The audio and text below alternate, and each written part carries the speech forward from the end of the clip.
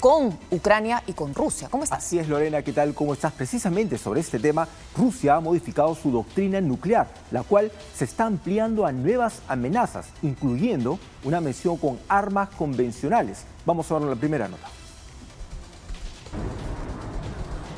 Los recientes ataques ucranianos con misiles de fabricación estadounidense han llevado al presidente Vladimir Putin a tomar nuevas medidas que muchos consideran como una amenaza. El mandatario ruso ha firmado una actualización de su doctrina en la que se ha ampliado la lista de condiciones para un ataque nuclear ruso. En él, el Kremlin se reserva el derecho de responder con armas nucleares a la agresión de un Estado, aunque éste no posea armas nucleares propias. Basta con que el agresor cuente con el apoyo de una potencia nuclear. Incluso un ataque convencional contra Rusia se consideraría entonces un ataque conjunto y podría dar lugar a una respuesta nuclear. Aunque el documento no se refiere a ningún país en específico, en medio de la guerra de Ucrania se cree que se hace referencia al gobierno de Volodymyr Zelensky y sus aliados de la OTAN, incluidas las potencias nucleares de Francia y Estados Unidos. Putin también podría considerar las armas nucleares si recibe información sobre el uso de medios aeroespaciales que crucen la frontera rusa. Esto incluye aviones, misiles y drones. Este hecho ha sido considerado como una amenaza para los países de Occidente, los cuales aseguran evitar la escalada de la violencia. Sin embargo, según declaraciones del canciller ruso Sergei Lavrov, Rusia hará lo posible por evitar una guerra nuclear.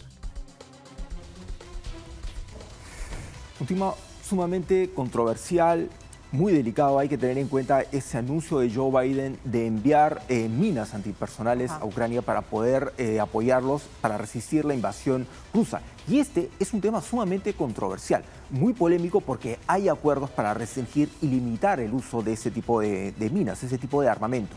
¿Por qué? Porque lógicamente tú tienes que tener un mapa muy claro de dónde se han colocado estas minas y lamentablemente, debido a las condiciones del suelo, algunas se desplazan, se mueven un poco, no porque les salgan patas y caminen, sino porque puede haber lluvia, puede haber una situación de barro, hace que se muevan de un lado a otro. Hemos visto que en muchos conflictos hay países que tienen muchos problemas para terminar el desminado de ciertos territorios donde terminan viviendo después personas y hay civiles que resultan gravemente heridos por minas que se dejaron años atrás.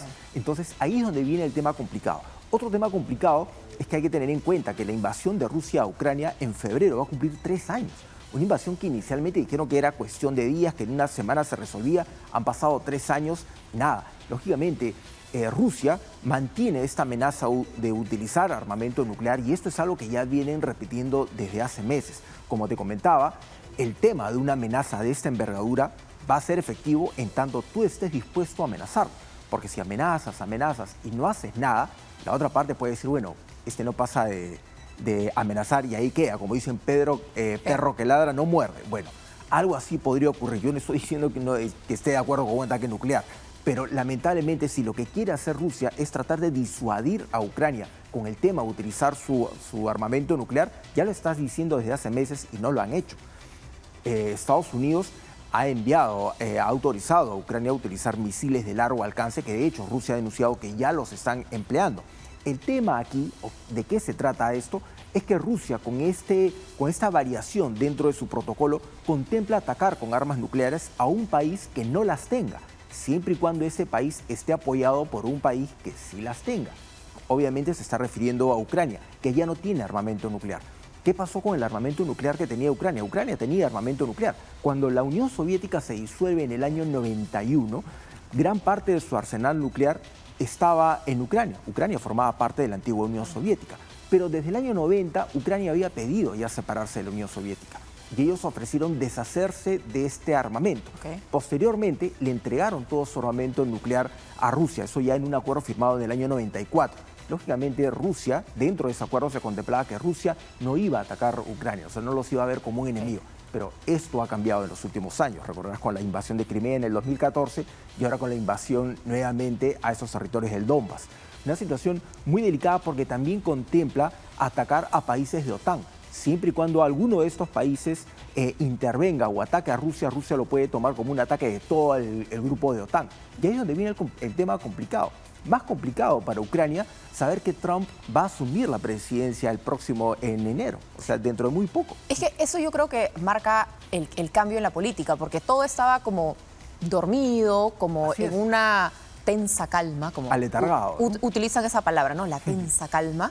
Y de pronto hay estos movimientos, este apoyo por parte de Estados Unidos con un gobierno que sale, que es el gobierno de Joe Biden, donde más bien Donald Trump plantea resolver este conflicto en 24 horas, creo que lo había prometido. Él ha dicho que eso se resuelve muy rápido. Y sabemos que Donald Trump tiene relaciones más fluidas con Vladimir Putin. Entonces, el conflicto, la solución no pasaría por un apoyo bélico a Ucrania, sino por una presión hacia Ucrania, se entiende, para que capitulen, para que se rindan. Claro, hay que recordar que días atrás, cuando Volodymyr Zelensky felicitó a Donald Trump por su triunfo, él brindó una conferencia en la que él mencionó una palabra muy peculiar, o un grupo de palabras.